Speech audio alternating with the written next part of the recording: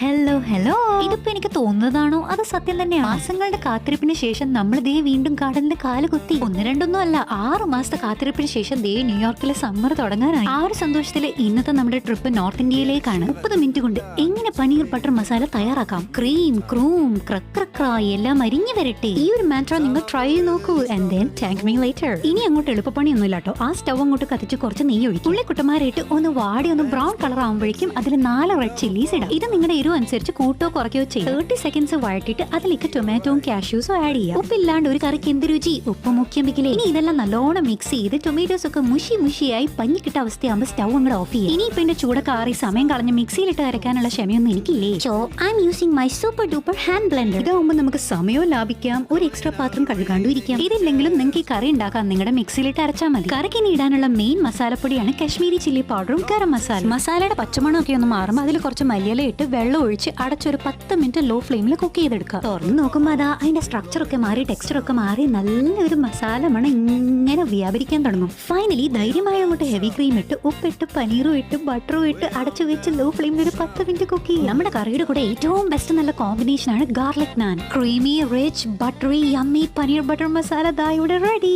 ഇത് ഭയങ്കര സിമ്പിൾ ആയിട്ടുള്ള റെസിപ്പി, നിങ്ങൾ ഉറപ്പായിട്ടും ട്രൈ ചെയ്ത് നോക്കണം. അരേ വാ, പൊളിച്ചു. പിന്നെ അത്രേ ഉള്ളൂ. ബൈ.